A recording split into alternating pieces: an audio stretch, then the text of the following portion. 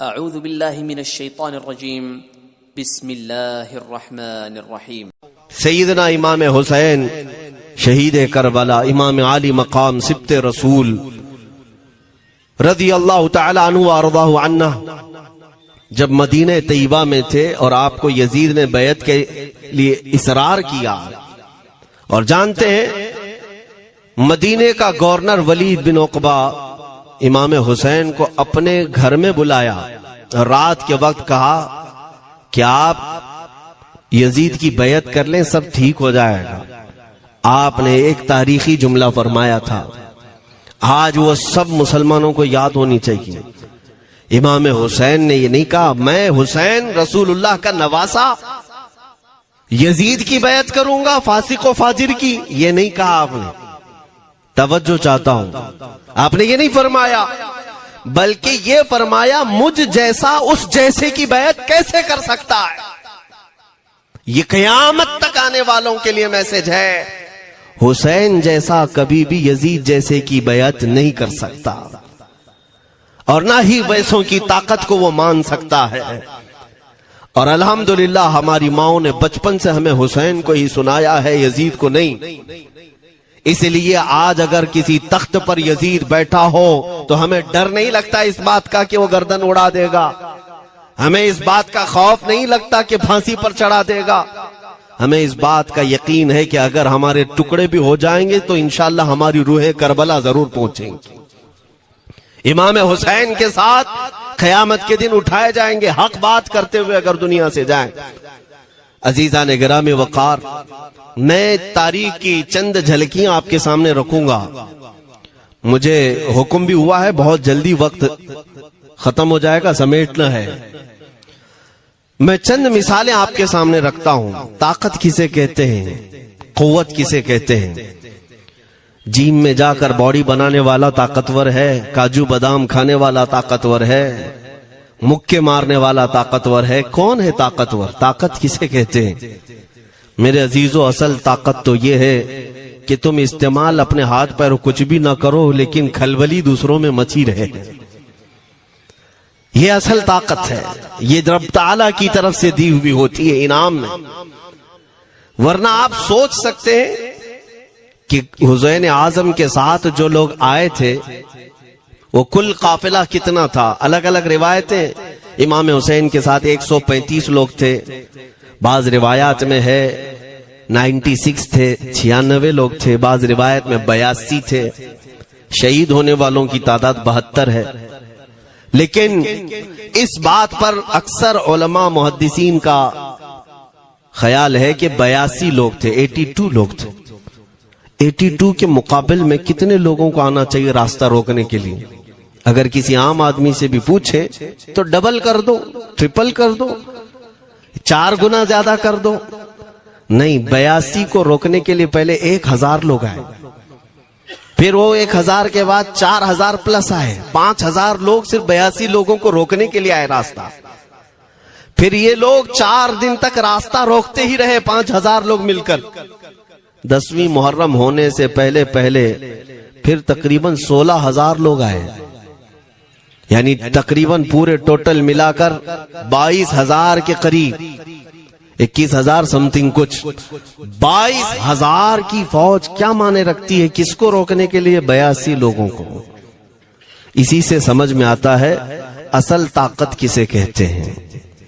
طاقت اسی کو کہتے ہیں کہ ادھر 3 دن کے بھوکے اور پیاسے ہیں، ان کے خیموں میں ساز و سامان بھی نہیں، جنگ کے اسباب بھی نہیں، اور وہ جنگ کی نیت سے بھی نہیں گئے۔ اس کے باوجود 22000 کے سینوں میں جو کھلبلی مچی ہے، دنیا اسی کو سمجھ نہیں پا رہی ہے۔ اگر دنیا یہ سمجھتی ہے کوانٹیٹی کا نام طاقت ہے تو ہم اس کو رد کرتے نہیں، کوالٹی کا نام طاقت ہے۔ ایمان یہ اصل طاقت ہے۔ اور ایک تاریخی بات میں آپ کے سامنے رکھتا ہوں۔ امام حسین کا راستہ روکنے کے لیے سب سے پہلے یزید کی فوج سے جو شخص آیا تھا اس کو حر بن یزید کہتے ہیں۔ حر بن یزید الریاعی 1000 کا لشکر لے کر کے یہ امام حسین کا راستہ روکنے آئے۔ 2 دن تک ادھر ادھر گھماتے رہا، اور جب جب نمازیں ہوتی رہی امام حسین مصلی امامت پر ہیں اور یہ یزیدی اقتدا بھی کر رہے ہیں. ہر جماعت امام حسین کے پیچھے ہو رہی ہے. لیکن میں آپ کو بتاتا ہوں 10ویں محرم سے پہلے امام حسین نے ایک خطبہ دیا اور یزیدیوں سے کہا کیا تم میری حیثیت کو نہیں جانتے؟ میں فاطمہ زہرا کا بیٹا ہوں، حیدر کرار کا نور نظر ہوں، رسول اللہ کا نواسا ہوں. میری نسبتیں کیا تمہیں نہیں معلوم؟ تم میرے خون سے اپنے ہاتھوں کو نہ رنگو. میں تمہارے پاس آپشن رکھتا ہوں، میں اس راستے سے اپنے واپس مدینے کی طرف جاتا ہوں یا کسی ساحل کی طرف یا دمشق جاؤں گا. جنگ کرنا نہیں چاہتا تم سے. یہ 3 آپشن جب امام حسین نے رکھا تو یزیدیوں نے ایک کو بھی قبول نہیں کیا. وہ جنگ کرنا ہی چاہتے تھے، امام حسین کے خون کے ساتھ کھیلنا ہی چاہتے تھے.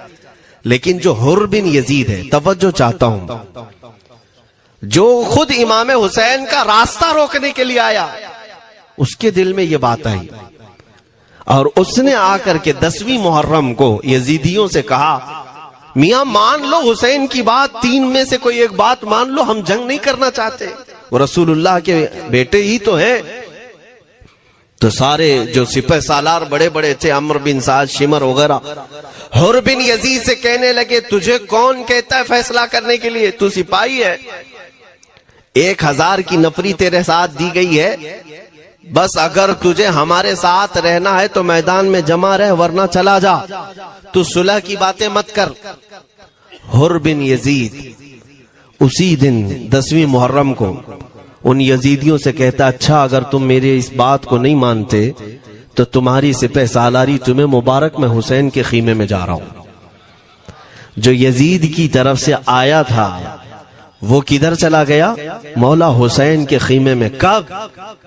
صرف 10ویں محرم، ایک روایت میں 9ویں محرم کو، ایک دن پہلے امام حسین کے خیمے میں آیا، دست بوسی کی، معافی مانگی اور امام حسین نے کہا اب تم جا سکتے ہو اپنے گھر.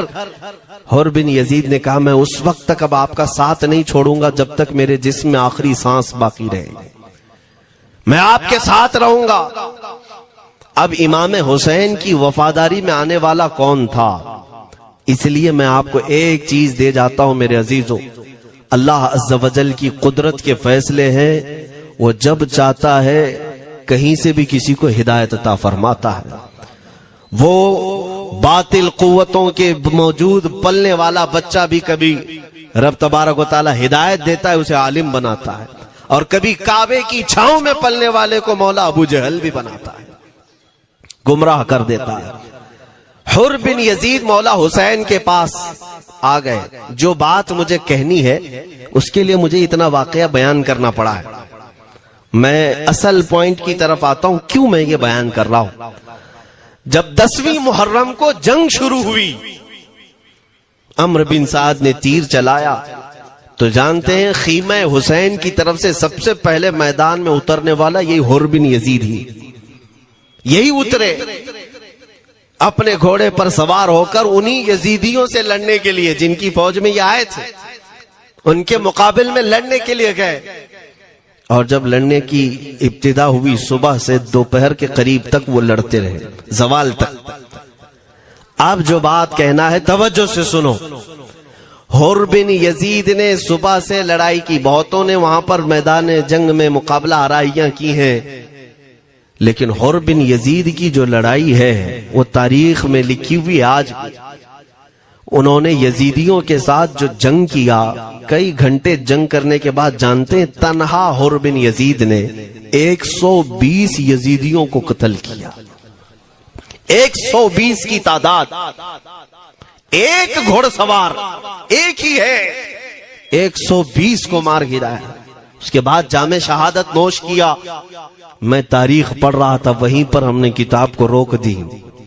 بہت سارے لوگ کربلا کے واقعات میں امام حسین کے خاندان کے بچوں کے شہادت تو بیان کرتے ہیں، ان کے جسم کٹ گئے، ان کے اوپر گھوڑے دوڑائے گئے، لیکن تم یہ نہیں جانتے کہ حسینی شہزادوں نے باطل قوتوں کے کیسے چھکے چھڑائے تھے.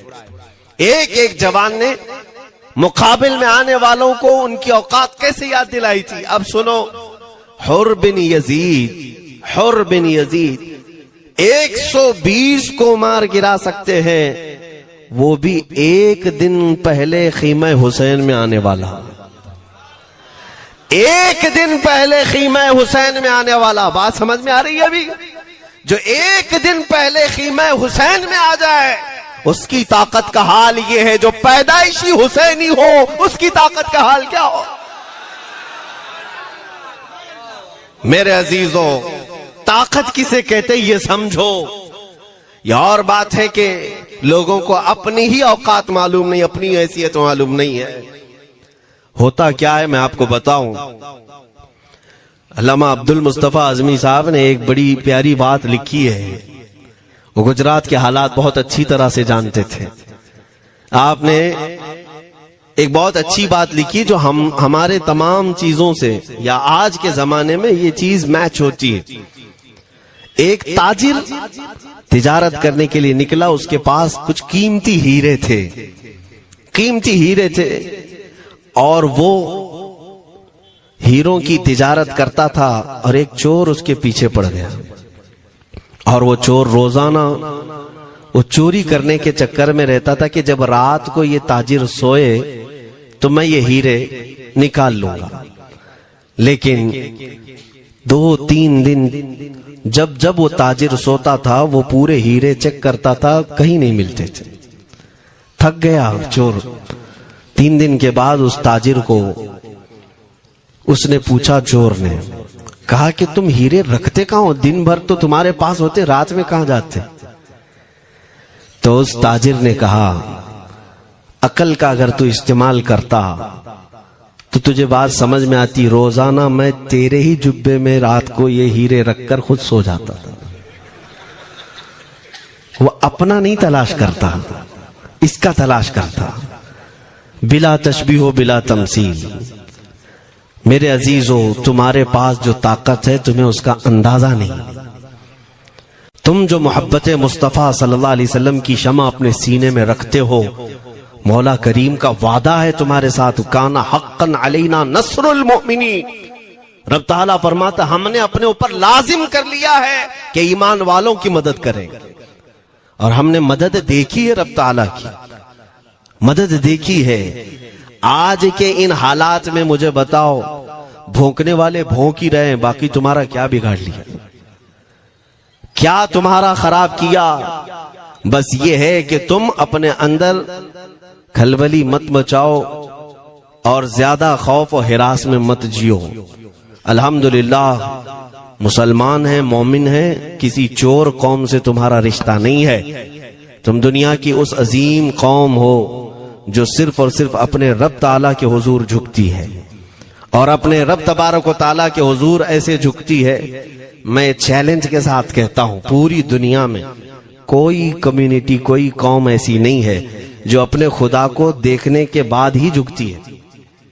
جس کی بھی جاؤ، ان کے خداؤں کی تصویر وہاں پر سامنے ہوتی تبھی جھکتے ہیں، وہ چاہے عیسائی ہوں، یہودی ہوں، کوئی بھی ہوں، انہوں نے کوئی نہ کوئی یا مورتی بنائی ہے یا تصویر بنائی ہے، تب وہ جھکتے ہیں۔ تنہا تم ایمان والے ہو جو آج تک اپنے خدا کو دیکھا نہیں لیکن ہر دن سجدہ کرتے ہو، تمہارا یہ ایمان ہے۔ اور قرآن میں شروع میں ہی اللہ تعالیٰ نے جو تعریف فرمائی سورہ بقرہ میں، یؤمنون بالغیب، اللہ فرماتا ہے یہ وہ لوگ ہیں جو غیب پر ایمان رکھتے ہیں، دیکھا نہیں۔ اور دنیا میں کروڑوں مسجدیں ہوں گی، کسی مسجد میں اللہ کی تصویر ہے؟ کسی مسجد میں؟ اور یا تمہیں صلاۃ و سلام پڑھنے کے لیے میرے آقا کی تصویر دیکھنے کی ضرورت ہے؟ یہی تو تمہارا ایمان ہے میرے عزیزوں۔ میرے آقا کو ہم نے دل میں بسا رکھا ہے، اور جب حضور پاک کی یاد آئی بغیر تصویر دیکھے ہم کھڑے ہو جاتے ہیں، اور ان کی محبت ویسی ہوتی ہے، ہمیں کسی تصویر اور مورت کو دیکھنے کی ضرورت بھی نہیں ہوتی۔ تمہاری خصوصیات بہت ہیں، اللہ رب العزت نے تمہاری پیشانیوں کو محفوظ رکھا ہے، کسی اہرے غیرے کے سامنے جھکنے نہیں دیا، پیشانی مقدس ہے تمہاری۔ ہاں یہ تو نہیں ہے کہ تم کسی درخت پر بھی چلے جاؤ، پتھر پر بھی چلے جاؤ، چوہے پر بھی جھک جاؤ، سانپ پر بھی جھک جاؤ، نہیں ہے۔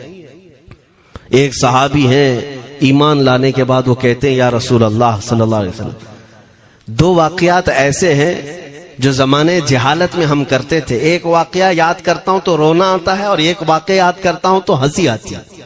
حضور نے فرمایا وہ دونوں کیا ہیں بتاؤ. انہوں نے کہا پہلا واقعہ تو یہ ہے جس کو یاد کر کے روتا ہوں کہ جوانی میں جب ہمارے گھر بیٹی پیدا ہوتی تھی تو ہم اس کا گردن مروڑ کر دفن کر دیتے تھے. آج مجھے یہ بات یاد آتی ہے تو رونا آتا ہے کہ ہم نے ایسے کئی بچیوں کو دفن کر دیا. عرب والے داماد بنانا نہیں چاہتے تھے اور بیٹیوں کو پہلے ہی مار دیتے تھے. یہ وہ صحابی کہتے ہیں اب یاد آتی ہے بات تو رونا آتا ہے. میرے آقا صلی اللہ علیہ وسلم نے فرمایا پھر ہنسی کس بات پر آتی ہے. کہتے ہیں زمانے جہالت میں ہمارے خدا جو ہوتے جن کی ہم عبادت کرتے تھے تو جب سفر میں جانا ہوتا تھا تو آٹا گوند کر کے خدا بنا لیتے تھے کیونکہ سفر میں جانا ہے اور ہر جگہ ان کو ساتھ میں رکھنا تھا خدا کو. وہ صحابی کہتے ہیں سفر کے خدا اور ہوتے تھے, ہوا کا الگ, پانی کا الگ, مٹی کا الگ, سب لے کر کے چلتے تھے. پھر حضور نے فرمایا ہنسی کس بات پر آتی ہے. وہ کہتے ہیں بیچ راستے میں اگر کھانا ختم ہوا تو کبھی خدا کا ہاتھ توڑ کے کھاتے تھے, کبھی پیر توڑ کے کھاتے تھے. ارے میرے عزیزو 1400 سال بعد آج جب آپ ہنس رہے ہیں اس صحابی کو تو اس بات پر ہنسی آتی ہوگی. میں یہ بات صرف اس لیے عرض کر رہا ہوں کہ شکر مناؤ اللہ رب العزت کا کہ تمہیں رب تبارک و تعالیٰ نے اس قوم میں پیدا کیا ہے جس کا ماتھا صرف وحدہ لا شریک کی بارگاہ میں جھکتی ہے. تم ایمان والے ہو. اور میں نے آیت یہی تلاوت کی خطبے میں وَلَا تَهِنُوا وَلَا تَحْزَنُوا وَأَنْتُمُ الْأَعْلَوْنَ إِن كُنتُم مُؤْمِنِينَ. گھبراؤ مت, پریشان مت ہو, تم سب سے زیادہ سربلند رہو گے اگر تم ایمان والے ہو. یہ قرآن کی آیت ہے. ایمان کسے کہتے ہیں؟ ایمان کسے کہتے ہیں؟ یعنی اللہ نے فرمایا اگر تم ایمان والے ہو تو سب سے زیادہ کامیاب ہو. اب ہم پوچھتے ہیں رسول پاک سے ایمان کسے کہتے ہیں؟ میرے آقا کی زبان سے سنو لا یؤمن احدکم حتی اکون احب الیہ من والدہ وولدہ والناس اجمعین. حضرت انس سے روایت ہے حضور پاک صلی اللہ علیہ وسلم فرماتے ہیں تم میں سے اس وقت تک کوئی کامل ایمان والا نہیں ہو سکتا جب تک اپنے والدین, اپنے بچے, اپنے اور سارے انسانوں سے زیادہ میں اس کے نزدیک محبوب نہ بن جاؤں.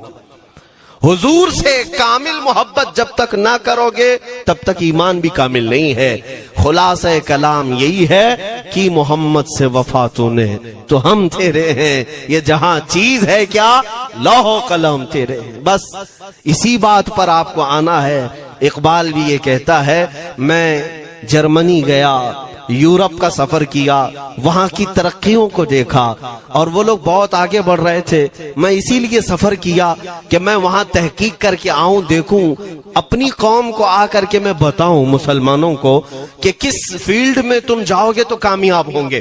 سائنس میں, فزکس میں, جغرافی میں, کیمسٹری میں, میتھس میں, کون سی فیلڈ میں تم جاؤ گے تو زیادہ ماہر ہوگے. کئی سال اقبال نے وہاں کی خاک چھانی, تحقیقات کیا اور واپس جب آیا اپنی قوم کی طرف, علامہ اقبال کہتے ہیں میں ساری دنیا وہاں کی یورپ کی چھان کر کے آیا, یہی دیکھنے گیا تھا کہ میری قوم کس میدان میں اترے تو کامیاب ہوگی. تو لوگوں نے پوچھا کیا وہ تمہیں راز مل گیا؟ وہ کہتے ہیں ہاں مجھے راز مل گیا. لوگوں نے پوچھا کس میدان میں اترے؟ تو وہ اقبال کہتا ہے میں تو راز کو پہنچا, اپنی قوم کو بتاتا ہوں تمہاری ترقی کا راز صرف اتنا ہی ہے کہ محمد سے وفا تو نے, کہ محمد سے وفا تو نے تو ہم تیرے ہیں. یہ جہاں چیز ہے کیا لوح و قلم تیرے. ساری کامیابی کا اصل راز میرے آقا سے بے انتہا محبت ہے. میں دینی شخصیات کی بات اپنی جگہ پر, جو جس کو آپ دنیاوی علوم کہتے ہیں, لاؤ میتھس کا کوئی بہت بڑا ماہر ریاضی دان یا کوئی سائنٹسٹ آپ کو ایسا لگتا ہو, لاؤ میرے اعلیٰ حضرت امام احمد رضا فاضل بریلوی کے سامنے. جانتے ہیں آپ اس اعلیٰ حضرت فاضل بریلوی نے 55 علوم پر اپنی تحقیقات لکھ دی ہیں. باقی جانتے کتنے تھے وہ اللہ ہی بہتر جانے. ایک بات میں آپ کو بتا رہا ہوں, میتھس میں, میتھمیٹکس میں ان کے پاس ایسی ایجادات تھی. ایک کتاب اعلیٰ حضرت نے لکھی ہے جیومیٹری پر. آج کے بچے جو کالج پڑھتے ہیں وہ جانتے ہوں گے. جیومیٹری کی بھی کئی اس میں اقسام لکھی گئی ہیں. اور اعلیٰ حضرت نے ایک کتاب لکھی ہے کشف العلہ عن سمت القبلہ. قبلہ پہچاننے کا علم. تم تو آج وہ کمپاس لے کر کے پہچانتے ہو نا. اب تو موبائل میں آ گیا, موبائل کو گھماؤ, ادھر دکھا رہا ادھر, ادھر دکھا رہا ادھر قبلہ. میرے عزیزو, اسلام مشینوں سے نہیں چلتا ہے. اس کا سیل چلا گیا تو کیا تمہارا اسلام چلا جائے گا؟ اس کی بیٹری چلی گئی تو کیا تمہارا دین چلا جائے گا؟ نہیں. اسلام مکمل قواعد اور ضوابط کے ساتھ ہے.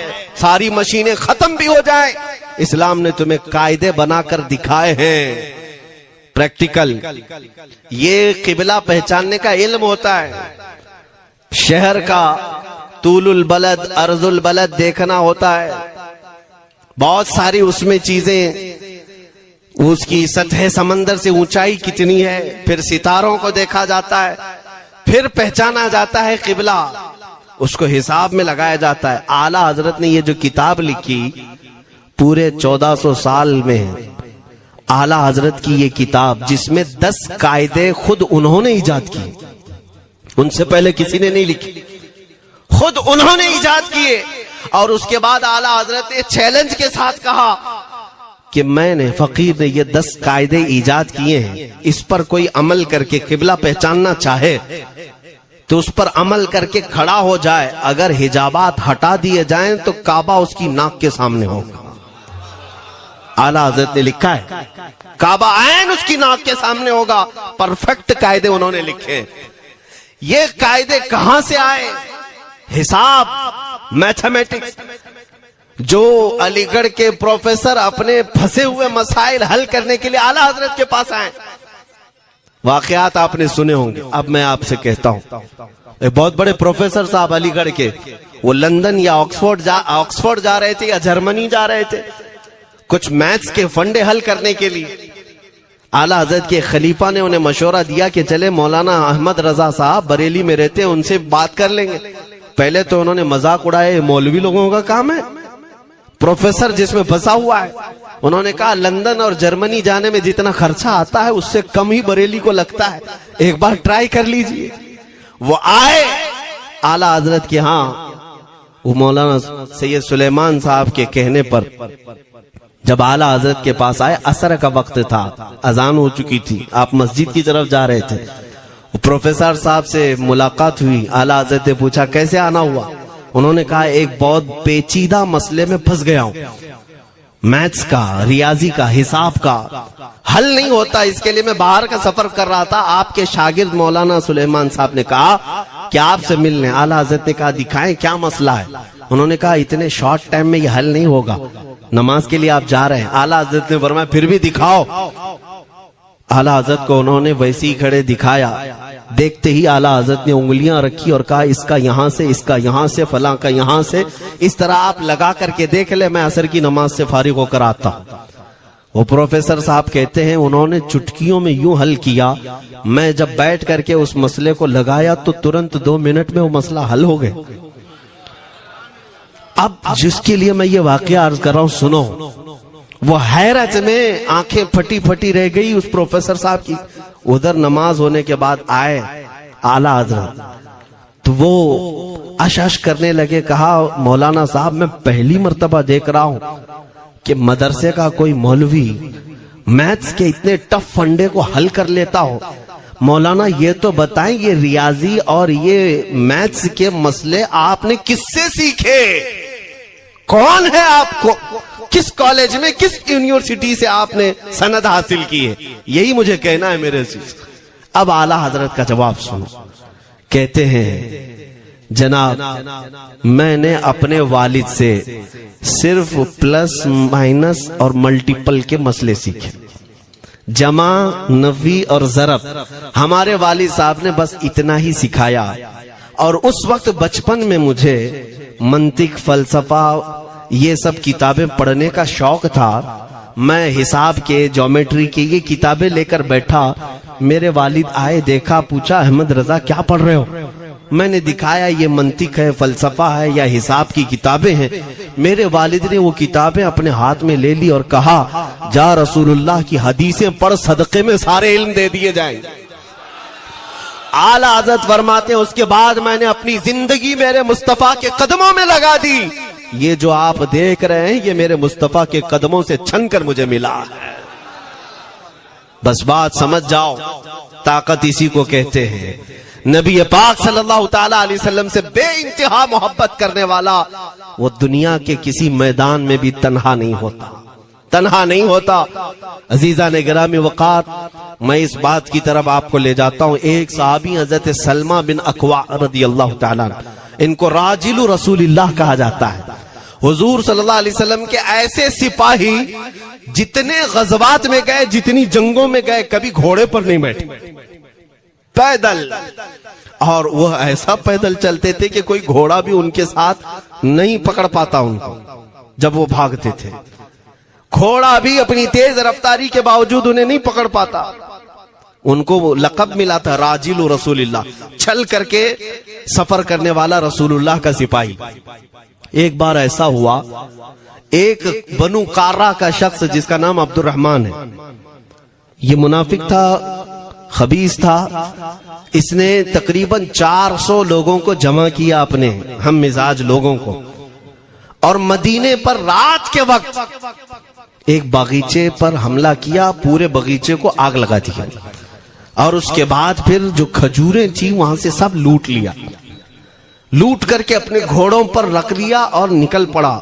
اس وقت سوائے حضرت سلمہ بن اکوع کے کوئی نہیں تھا۔ ادھر 400 لوگ لوٹ مار کر رہے ہیں اور کھجوریں جمع کر رہے ہیں، اور یہ تنہا صحابی۔ اس صحابی کا حال یہ ہے، گھوڑا بھی نہیں ہوتا تھا کبھی نہیں۔ اب ان کو جلال آیا کہ میرے مصطفیٰ کے شہر کی ایک کھجور بھی میں باہر جانے نہیں دوں گا جو چوری کر کے جا رہا ہے۔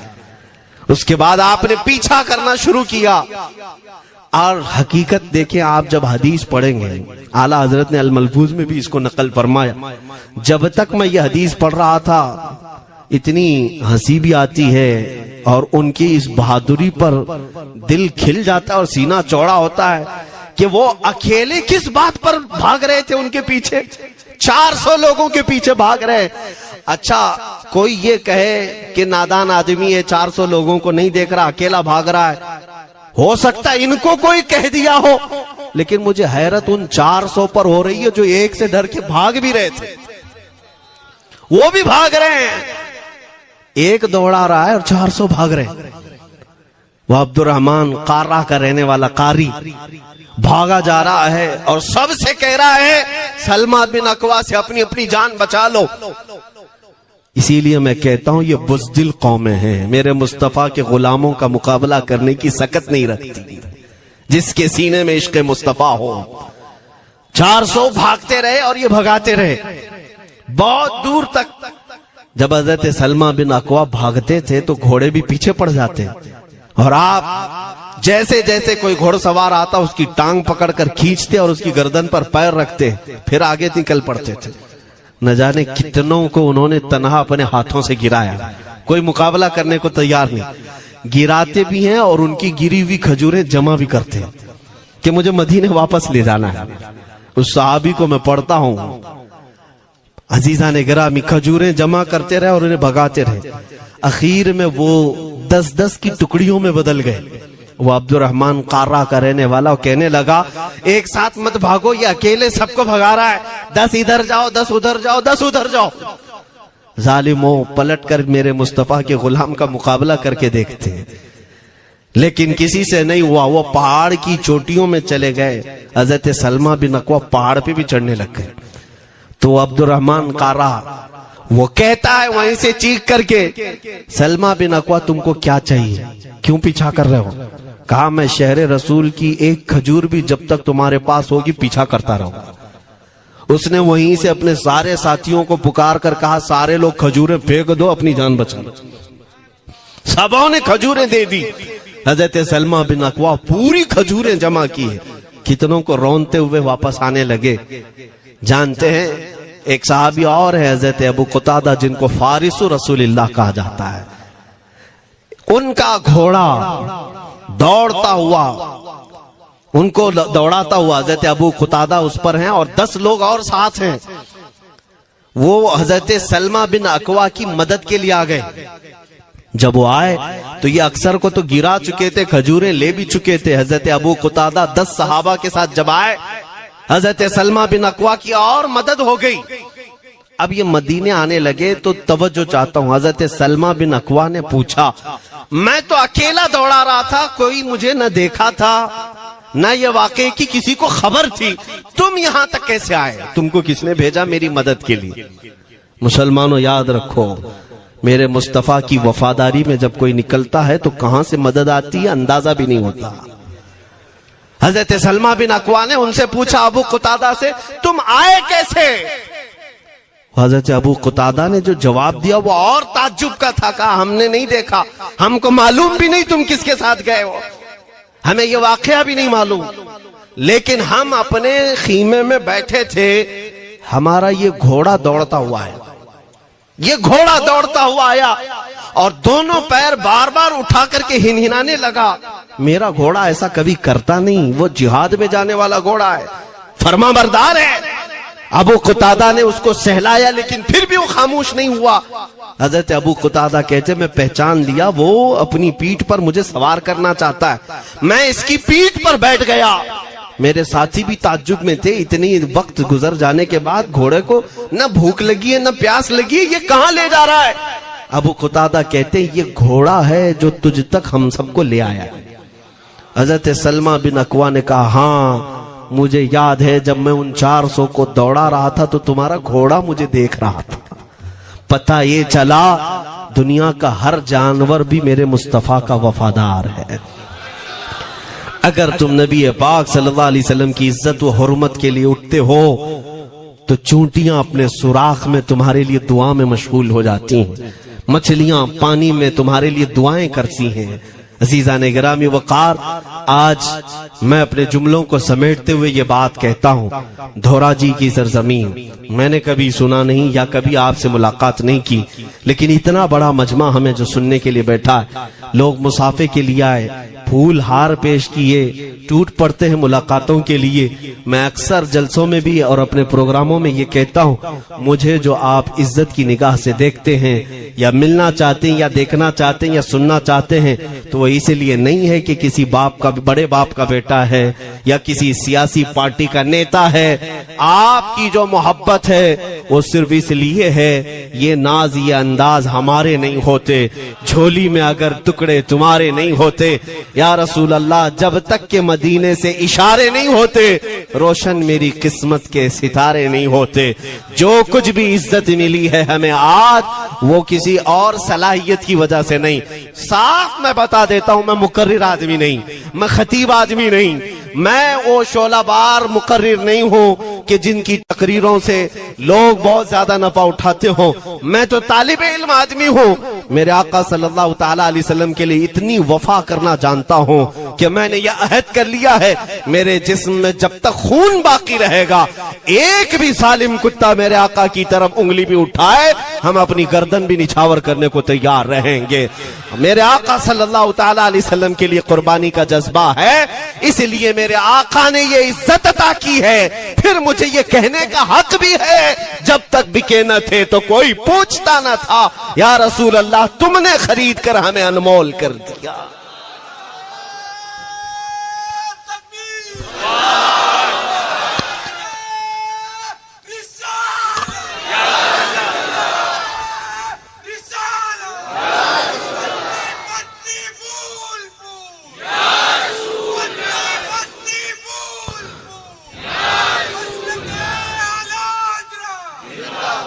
میرے عزیزوں, اس بات پر آج تمہارا اتحاد ہونا ہے, آج تمہارا اتحاد ہونا ہے. میں نے کافی علاقوں کے دورے کی اور دیکھ لیے, لوگ جو کہتے ہیں ہم بکھرے ہوئے ہیں, بٹے ہوئے ہیں, ٹکڑوں میں ہیں, لیکن میں نے سب کو دیکھا یقیناً فرقوں میں بھی بٹے ہیں, سلسلوں میں بھی. حالانکہ سلسلوں میں اختلاف ہونا نہیں چاہیے, جو سلاسل حقہ ہیں وہ سب مدینہ طیبہ کی نہریں ہیں, اختلافات نہیں, لیکن اس کے باوجود بٹے ہوئے لوگ ہیں. ایک دوسرے سے مصافحہ نہیں کرنا چاہتے، ایک دوسرے کے پیچھے نمازیں نہیں پڑھنا چاہتے، جو خالص سنی ہو کر بھی، ایمان والے ہو کر کے بھی۔ میں بہتوں سے یہ شکایتیں سنا کہ ہم میں بہت سارے اختلافات ہیں، لیکن اس کا حل تقریریں ہیں، تحریریں ہیں، لوگوں کو سمجھانا ہے، اصلاح کرنا ہے، سب کر کے دیکھ لیا۔ لیکن ایک بات میں نے خود پریکٹیکل دیکھ لیا کہ 1000 ٹکڑوں میں کیوں نہ بٹے ہوں، لیکن میرے مصطفیٰ کا نام آ جائے تو ہر کوئی متحد نظر آتا ہے۔ یہ ہم نے دیکھ لیا ہے، یہ ہم نے دیکھ لیا ہے۔ کسی بھی پیر سے بیعت کیوں نہ ہو، میں دوسروں کی بات نہیں کرتا، لیکن میں نے پورے ہندوستان کے کونے کونے میں دیکھا ہے جا کر کے، کسی بھی سنی صحیح العقیدہ پیر سے بیعت کیوں نہ ہو، اگرچہ اس کے آپس کے جھگڑے ہوں، لیکن ہم نے ایک مجمع میں مجھے سننے والوں کو، ایسے اختلاف والوں کو بھی دیکھا، دونوں سن رہے ہیں، لیکن جب ہم نے پوچھا میرے مصطفیٰ کریم کی عزت پر بات آئے تو تم میں سے کون کھڑا ہو سکتا ہے؟ ہر اختلاف رکھنے والا بھی یہ کہتا ہے یا رسول اللہ، یہ جسم بھی تمہارا، یہ جان بھی تمہاری، کروں تیرے نام پہ جاں فدا، نہ بس ایک جاں دو جہاں فدا، دو جہاں سے بھی نہیں جی بھرا، کروں کیا کروڑوں جہاں نہیں۔ یہ ہر ایک کا نعرہ ہے۔ اس سے پتہ یہ چلا کہ آج تم سب کو اگر کوئی چیز جوڑ سکتی ہے تو نام محمد ہے، میرے مصطفیٰ کریم صلی اللہ علیہ وسلم کی محبت ہے۔ گنبد خضرا کی چھاؤں میں سب کو جمع کرو، انشاءاللہ العزیز اتحاد برقرار رہے گا۔ اصل کی طرف نظر رکھو، بادشاہ کی طرف نظر رکھو، باقی جتنے ولی ہیں، جتنے پیر ہیں، سب وزیر ہیں، سب وزیر ہیں، بادشاہ صرف میرا مصطفیٰ ہے۔ نبی پاک صلی اللہ تعالی علیہ وسلم کو ہم شہنشاہ تسلیم کرتے ہیں، لہٰذا اگر بادشاہ کی طرف نظر ہوگی تو تمہیں شیطان یہ اس طرح کی لڑائیوں میں نہیں رکھے گا، وہ کامیاب نہیں ہو سکے گا۔ تم سب کا مشن اگر میرے مصطفیٰ کی عزت اور ان کی ناموس ہو جائے، حضور اکرم صلی اللہ تعالی علیہ وسلم کی طرف ہم نے دیکھا ہے بڑے بڑے اختلافات ختم ہو جاتے ہیں۔ حضرت ابو ذر غفاری، حضرت بلال حبشی، دونوں میں جھگڑا ہو گیا تھا، تکرار ہوئی۔ حضرت ابو ذر غفاری نے صرف حضرت بلال کو غصے میں آ کر کہا، کالی عورت کے بیٹے، یا ابن ام سودا، یہ تکرار میں ہو جاتا ہے۔ حضرت بلال کو یہ بات لگ گئی، تھے تو کالے، لیکن صحابی نے کہا تھا کالی عورت کے بیٹے۔ حضور کے پاس جا کر عرض کیا، یا رسول اللہ، ابو ذر نے مجھے آج یوں کہا، ابو ذر نے مجھے آج یوں کہا، کالی عورت کے بیٹے۔ میرے آقا صلی اللہ علیہ وسلم کو جلا لایا، باہر آئے، بلایا، ابو ذر کہاں ہے؟ آئے، حضور پاک نے ان کو مخاطب کر کے صرف اتنا فرمایا، افیق الجاہلیہ، ابھی تک تمہارے اندر پرانی جاہلیت باقی ہے؟ 3 بار پوچھا اور اس کے بعد میرے آقا چلے گئے، کچھ نہیں فرمایا۔ پرانے زمانے کی کافروں کی جاہلیت ابھی باقی ہے، جو ماں کے نام سے لوگوں کو گالیاں دیتے یا پکارتے تھے۔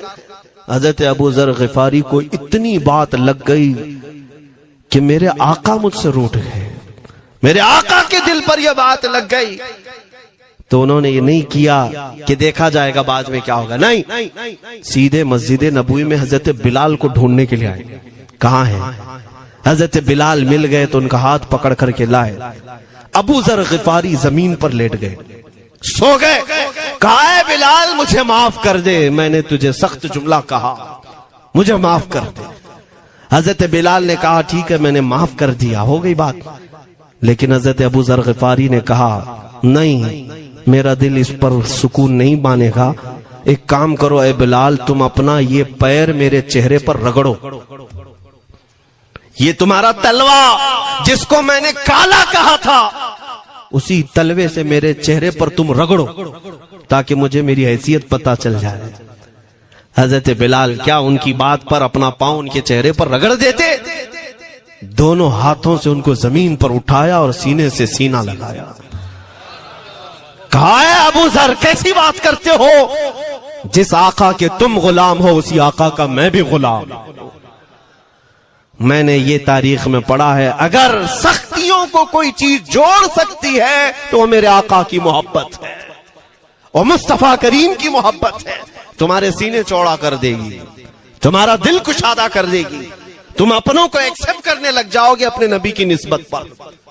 ہاں ایک بات یاد رکھیں، میں یہ صرف میرے آقا کی نسبت والوں کے لیے کہہ رہا ہوں، باقی ہمارا عقیدہ تو یہ ہے نبی سے ہو جو بیگانہ اسے دل سے جدا کر دے، پدر مادر برادر جان و مال ان پر فدا کر دے، ہم اس کو مانتے ہی نہیں، چاہے باپ ہو کہ ماں ہو، جو میرے نبی کو نہیں جانتا، جو میرے آقا کی عظمت کو نہیں پہچانتا، میں ان کے بارے میں نہیں کہتا۔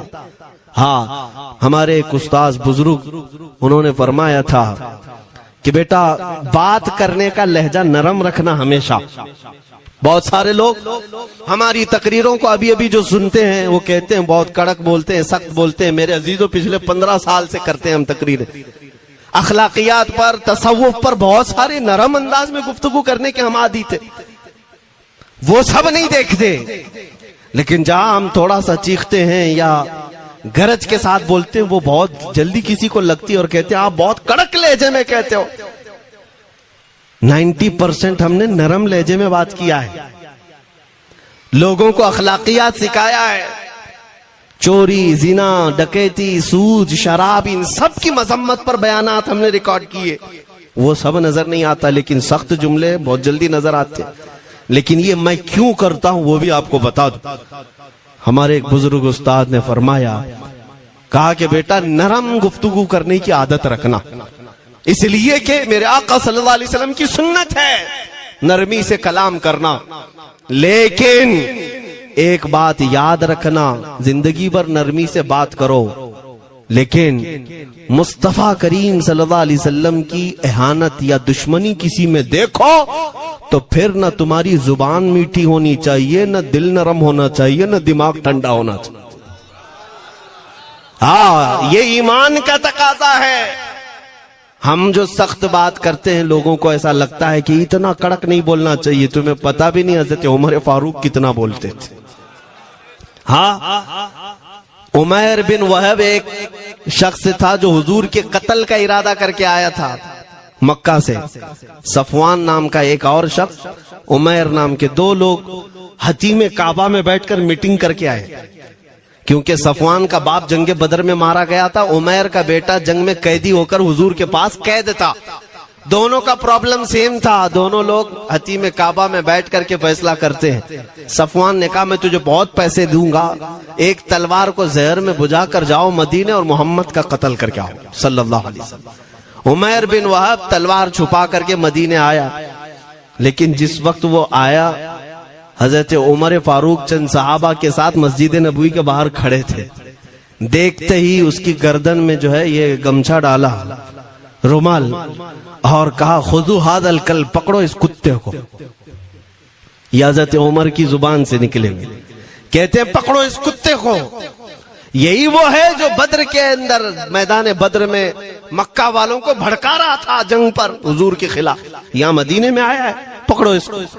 حضرت عمر باہر ہی سب کر دیتے، لیکن کہا کہ میں حضور سے پوچھ کے آتا ہوں اس کا کرنا کیا۔ میرے آقا کے پاس گئے، کہا یا رسول اللہ شیطان قریش آیا ہے، قریش کا شیطان آیا ہے عمیر بن وہب، اور مجھے لگتا ہے وہ بری نیت سے آیا ہے۔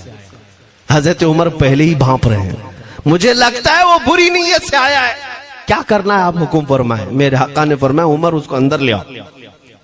عمیر بن وہب کو ویسی گردن میں وہ گمچھا ڈال کے گھما کے اندر لے آئے مسجد نبوی میں۔ حضور نے پوچھا، حضرت عمر سے کہا چھوڑ دو اس کو۔ جب اندر آیا تو پوچھا حضور نے کیوں آئے عمیر؟ اب وہ جھوٹ بولنے لگا، کہا میرا بیٹا آپ کے پاس قیدی ہے، خیر خیریت پوچھنے کے لیے آئے اور کیا ہے۔ میرے آقا نے فرمایا سچ سچ بتاؤ کیوں آئے ہو؟ اس نے پھر کہا میں اپنے بیٹے کی خیریت معلوم کرنے آیا ہوں، اور کیوں آیا ہوں؟ حضور نے فرمایا خیریت معلوم کرنے آئے تو تلوار لے کے کیوں آئے ہو؟ اس نے تلوار دکھانے کے لیے پھینک دیا، کہا اس تلوار کا کیا ہونا ہے؟ تلوار تو ہمارے پاس بدر میں بھی تھی، لیکن فتح آپ ہی کے ساتھ تھی۔ بڑی بڑی باتیں کرنے لگا۔ میرے آقا کو جلال آیا اور کہا عمیر وہ بات کیوں نہیں بولتے جو تم صفوان کے ساتھ کعبہ کے حتیم میں بیٹھ کر کے آئے ہو؟ مدینے میں بیٹھا رسول خانہ کعبہ میں ہونے والی گفتگو کو سن رہا ہے، دور و نزدیک کے سننے والے وہ کان لالے کرامت پہ لاکھوں سلام۔ یہ حدیث موجود ہے، صحیح حدیث ہے۔ اسی حدیث کے ترجمانی کرتے ہوئے ہم تو یہ عقیدہ رکھ ہی سکتے ہیں نا، ہم یہاں سے پکاریں وہ وہاں سے سنیں، مصطفیٰ کی سماعت پہ۔ ہاں یہ عقیدہ بریلی والے کا جو ہے وہ اپنے پیٹ کا عقیدہ نہیں، یہ صحابہ کا عقیدہ ہے۔ میرے عزیزو، جب میرے آقا نے فرمایا وہ بات بتاؤ جو حتیم کعبہ میں کر کے آئے ہو، اب تھر تھر تھر کانپنے لگ گیا۔ اس رسول سے کیا چھپائیں جو حتیم کعبہ میں تنہائی میں ہونے والی میٹنگ کو بھی جانتا ہو۔ کہا اب میں کیا بتاؤں جب آپ کو سب معلوم ہے، اب میں جو کہنا چاہتا ہوں وہ یہ ہے، اشہد انک محمد رسول اللہ، میں گواہی دیتا ہوں کہ آپ محمد اللہ کے رسول ہیں صلی اللہ علیہ وسلم۔ ایمان لے آئے۔ اب سنیے میرے عزیزو، ایمان لانے کے بعد حضور پاک صلی اللہ علیہ وسلم نے تلقین فرمائی کہ اب اسلام پر قائم رہو، ایمان پر برقرار رہو۔ قتل کرنے کے لیے آیا، میرے مصطفیٰ کا غلام بن گئے۔ اب اس کے بعد حضرت عمر کیا کہتے ہیں؟ حضرت عمر جو گمچھا گلے میں ڈال کے اندر لائے تھے، اب گلے میں ہاتھ ڈال کر باہر لے جاتے ہیں، اور باہر جو ساتھی کھڑے تھے ان سب کو مخاطب کر کے کہتے ہیں اے لوگوں سنو۔ حضرت عمر کے الفاظ سنیں، کہتے ہیں تھوڑی دیر پہلے یہ جو شخص تم دیکھ رہے ہو مجھے خنزیر اس سے اچھا لگتا تھا۔ اللہ یہ لفظ بھی ہے، واللہ انی لأحب خنزیرا من ھذا، کہتے ہیں کہ اس سے بہتر میں خنزیر کو سمجھتا تھا کیونکہ یہ دشمن رسول تھا۔ لیکن اب سنو اے لوگو، اب میرے سگے بیٹے سے زیادہ مجھ کو یہ عزیز ہے، اس لیے کہ میرے آقا کا غلام۔ یہی ایمان ہے، یہی ایمان ہے۔ عزیزان گرامی، خلاصہ کلام میری بات کا یہی ہے، محمد کی محبت دین حق کی شرط اول ہے، اسی میں ہو اگر خامی تو سب کچھ نامکمل ہے۔ اقبال نے کیا خوب کہا تھا، اگر پہچاننا ہو تو میرے عزیزو پہچانو، تم میرے آقا صلی اللہ علیہ وسلم کے قدموں تک اگر پہنچ گئے تو یہی دین ہے۔ بمصطفیٰ برساں خیش کے دی ہماؤس، گرب اُن رسیدی تمام بو لہبیس، اپنے آپ کو حضور تک پہنچا دو، اسی کا نام دین ہے۔ اور اگر وہاں تک نہیں پہنچ سکے، زندگی پوری ابو لہب کی طرح ہے، ہو نہ یہ پھول تو بلبل کا ترنم بھی نہ ہو، چمن دہر میں کلیوں کا تبسم بھی نہ ہو نہ یہ ساقی تو میں بھی نہ ہو، خم بھی نہ ہو، بس میں توحید دنیا میں نہ ہو، تم بھی نہ ہو۔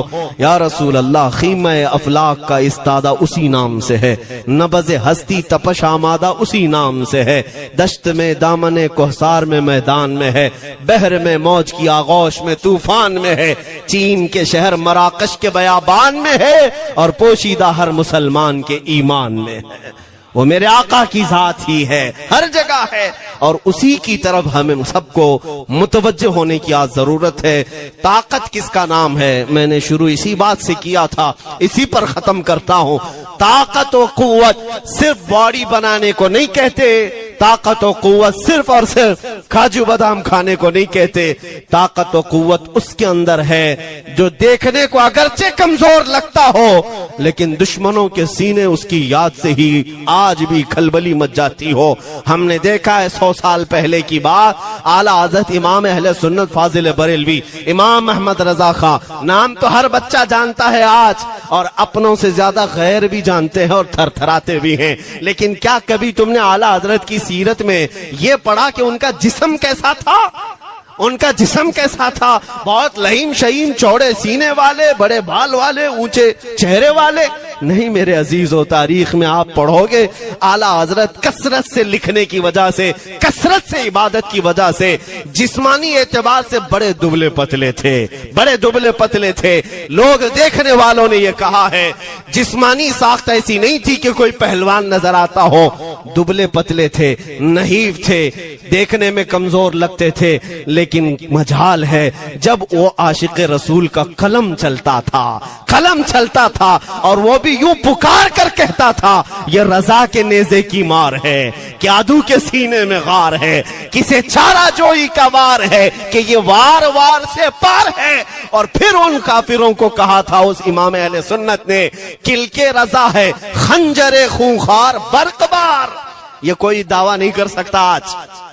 کلک کس کو کہتے ہیں سمجھا بھی دیتا ہوں میں آپ کو، کلک رضا، اعلیٰ حضرت اپنے قلم کو کہہ رہے ہیں، کلک مطلب قلم، رضا کا قلم کیسا ہے؟ خنجر خون خار برقبار، یعنی خون پینے والا خنجر اور چمک پیدا کرنے والی جو بجلی ہوتی ہے۔ اعلیٰ حضرت بڑے نرم دل بھی تھے، رحم دل بھی تھے، اپنوں کو جب نوازتے تھے تو بے حساب نوازتے تھے، عاجزی ایسی کہ بچوں سے بھی معافی مانگتے، عاجزی ایسی، اور اپنے پیر خانے پر جانے کی بات آئے تو چپلیں کتنی دور چھوڑ جائے، غرور و گھمنڈ کی بات نہیں، لیکن جب میرے مصطفیٰ کے دشمنوں سے مقابل کی بات آتی تو یوں کہتے، تم کیا سمجھتے ہو، کل کے رضا ہے خنجر خونخوار برقبار، عادا سے کہہ دو خیر منائے نہ شر کریں۔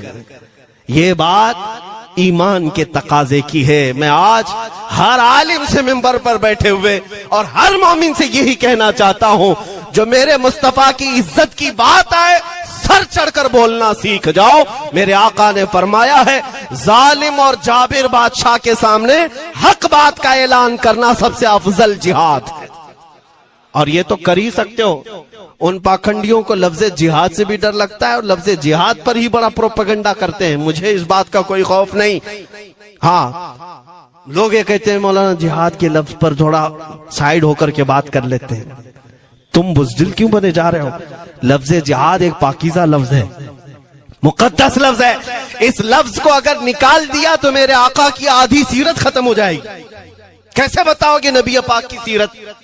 بدر کو کیا کہو گے؟ تکرار ہوئی تھی، خندق، احد، تبوک، خیبر، طائف، یہ سب کو کیا کہو گے؟ تکرار ہوئی تھی۔ جہاد لفظ ہے، سیلف ڈیفنس کا نام ہے، اتنا حق تو ہر ایک کو ہے میرے عزیزو۔ لیکن یہ تو آج میں یہ بات بھی نہیں کر رہا ہوں تم کو تلوار اٹھاؤ، بندوق اٹھاؤ، گولی مارو، بندوق سے لو، یہ سب باتیں تو ہم کرتے بھی نہیں، ہمیں ضرورت بھی نہیں، لیکن ہمیں پتا ہے ہمارے الفاظ ہی کافی ہیں۔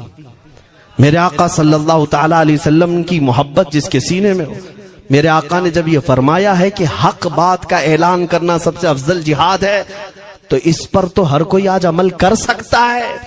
حق بات کہو، ممبروں سے کہو، اور ٹرسٹیوں سے بھی کہتا ہوں علماء کو کہنے کی آزادی بھی دو کہ وہ بزدل نہ بنائے، خوف نہ رکھ رضا ذرا، تو ہے عبد مصطفیٰ۔ ایک بات سمجھ کر کے چلے، ہم ملک کے خلاف، قانون کے خلاف نہیں بولنا چاہتے، ملک ہمارا بھی ہے، دیش ہمارا بھی ہے، اور یہاں کے قوانین جس پر ہم عمل کر رہے ہیں، خوشی سے عمل کر رہے ہیں، لیکن ان ظالموں نے کیا بنا دیا ہے، ان کے نزدیک دیش پورا مودی ہے۔ ہاں، ان صاحب کے بارے میں مت بولو، وہ دیش ہے، کل کو اگر نہیں رہے تو دیش چلا جائے گا۔ میرے عزیزو، کسی ویکتی، کسی شخص کی غلط پالیسیوں پر تنقید کرنے کا نام دیش کے خلاف بولنا نہیں ہے۔ ہم اپنے دیش سے محبت ایسی کرتے ہیں، آج بھی آزادی کا دن ہے نا، آزادی کا دن ہے، یہ لگے ہاتھوں یہ بات کہہ کر کے گزرتا ہوں، آج بھی جا کر کے دیکھیں انڈیا گیٹ پر سب سے زیادہ شہیدوں کے نام جو لکھے گئے ہیں وہ مسلمانوں کے ہیں۔ ان کو کیا پتا ہے 1857 سے جو انگریزوں کے خلاف لڑ رہے تھے، یہ لڑ رہے تھے، آزادی کا پرچم سب سے پہلے بلند کرنے والا کوئی سنگی نہیں تھا، وہ شہید ٹیپو سلطان تھا۔ سب سے پہلے توپ مین ہندوستان کا، انگریزوں کے خلاف آواز بلند کرنے والا، پورے انگریز اس کے خلاف کھڑے تھے۔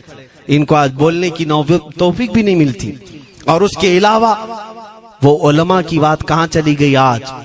انگریز تاریخ دان نے لکھا ہے کہ سب سے زیادہ ہمیں خطرہ ہندوستان میں مسلمانوں سے تھا، اور ہم نے دلی سے لے کر کشمیر تک کوئی ایک جھاڑ، کوئی ایک درخت باقی نہیں تھا جس میں ہم نے ایک عالم کو لٹکایا نہیں تھا پھانسی پر، جن کی تعداد گنی گئی ہے تو تقریباً 26,000 علماء کو انہوں نے پھانسی دی تھی، دلی سے لے کر کشمیر تک۔ مجھے بتاؤ جزیرہ انڈمان نکوبار میں کس کو بھیجا ہے؟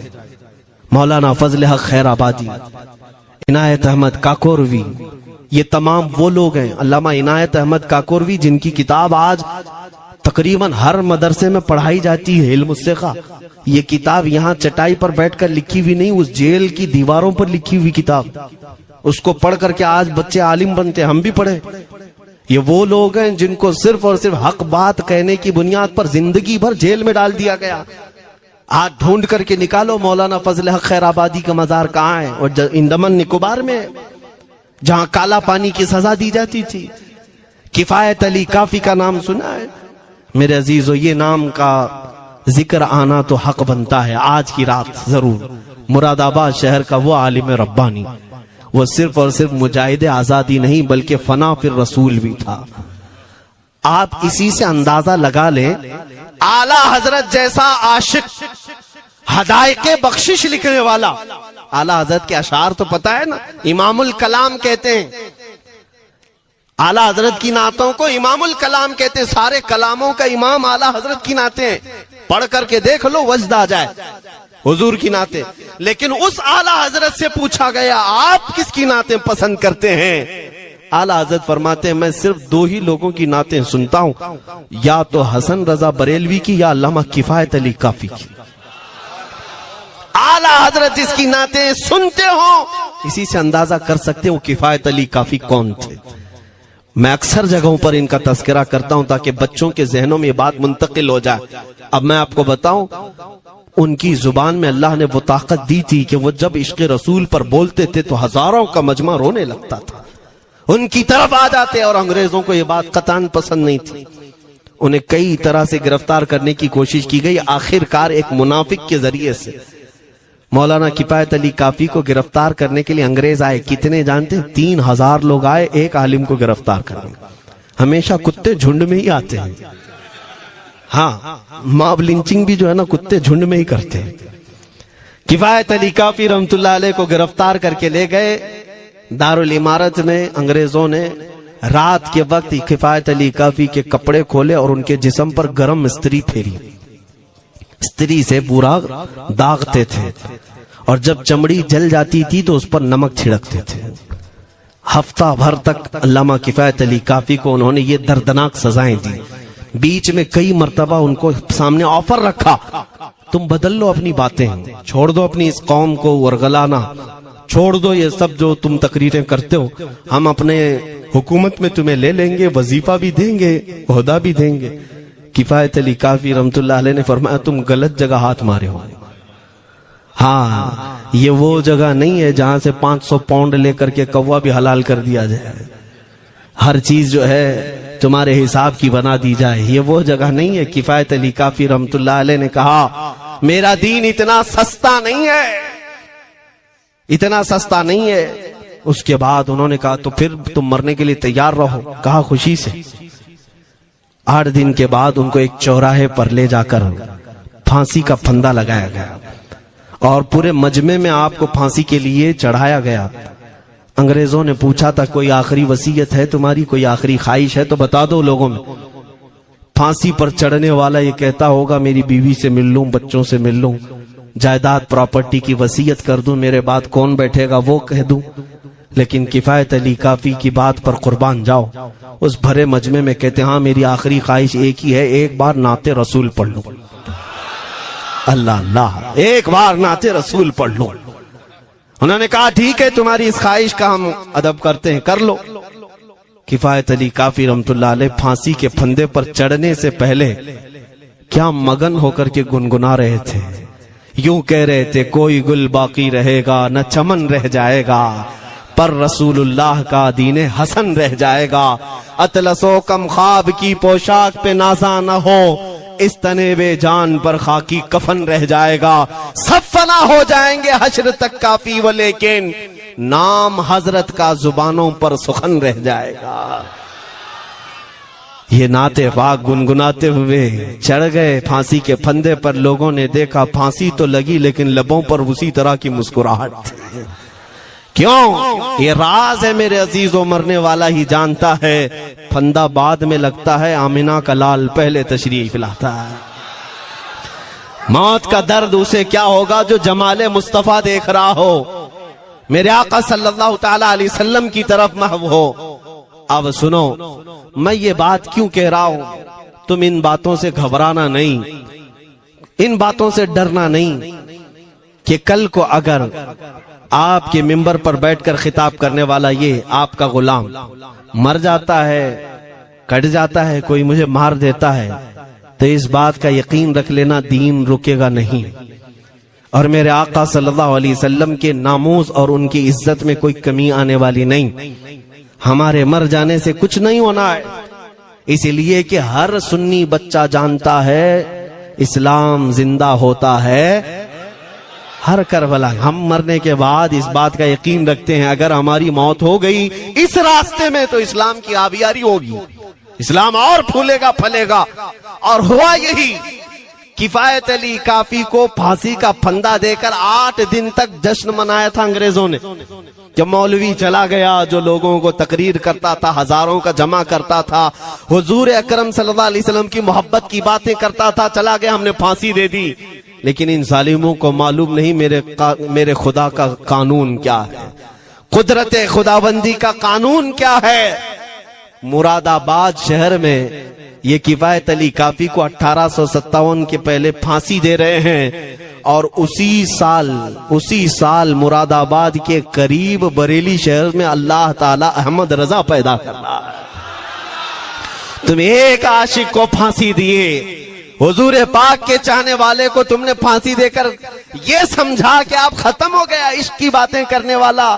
لیکن قربان جاؤ محبت مصطفیٰ پر، میرا رب ایسے ان مکاروں کے مکر کو پھیرتا ہے کہ فوراً اللہ تعالیٰ نے ایسا عاشق پیدا کیا کہ پھر بریلی کی طرف سے اٹھنے والی آواز ایک شہر میں ایک بستی میں نہیں دنیا کے کونے کونے میں پہنچ گئی. آج 100 سال ہو گئے اس مرد قلندر امام اہل سنت کو دنیا سے گئے ہوئے، لیکن ہر مسجد کی منبر اور محراب آواز دیتی ہے مصطفیٰ جان رحمت پہ لاکھوں صلاح، شمع بز میں ہدایت پہ لاکھوں صلاح. اور پھر ہمارے بچے بھی یہ آج کہہ جاتے ہیں ڈال دی قلب میں عظمت مصطفیٰ سیدی اعلیٰ حضرت پہ لاکھوں صلاح. یہ نظام ہے میرے مولا کا، ایک چراغ تم بجھاؤ گے مولا 100 چراغ روشن فرمائے گا. ہاں انشاءاللہ العزیز اس بات پر ہم سب کو جمع ہونا ہے. اللہ کریم ہمیں ہماری کھوئی ہوئی طاقت و قوت عطا فرمائے.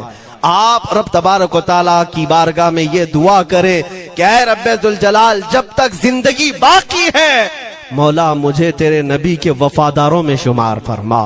اس لیے میں جب بھی حضور کی بارگاہ میں عریضہ پیش کرتا ہوں تو یہ ضرور کہتا ہوں آقا بد ہیں تو آپ کے، بھلے ہیں تو آپ کے، ٹکڑوں پہ یہی کے پلے ہیں، رخ کدھر کریں؟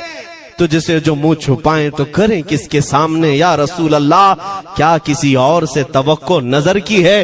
ہمارا ماننا تو یہ ہے، میں نے دیکھا بھی ہے اپنے بچوں کو، اور ہم کہتے ہیں میرے آقا کی بارگاہ میں آقا گنہگار تو ہو گئے لیکن آپ کے غدار نہیں ہیں، غدار نہیں ہیں. جب تک غدار نہیں ہوں گے میرے آقا کی طرف سے تمہارے لیے ہمیشہ استقبالیہ کھلا رہے گا. آؤ میرے عزیزوں اس بات پر میں گفتگو کو ختم کرتا ہوں. آج کے اس عرس مبارکہ میں اور آج آزادی کی یہ رات ہے، ہم بارگاہ مصطفیٰ میں عریضہ پیش کرتے ہیں یا رسول اللہ آپ کو اس وطن سے بوئے وفا آئی تھی، میرے آقا اس وطن کی طرف نظر کرم فرما دے. قیامت تک آنے والی ہماری نسلوں میں میرے آقا صرف آپ کے عاشق ہی پیدا ہو، کوئی غدار نہ پیدا ہو. ہماری دعا یہی ہے میرے آقا میں مجرم ہوں آقا مجھے ساتھ لے لو کہ رستے میں ہیں جا بجا تھانے والے، چمک تجھ سے پاتے ہیں سب پانے والے، میرا دل بھی چمکا دے چمکانے والے. وآخر دعوانا الحمدللہ رب العالمین.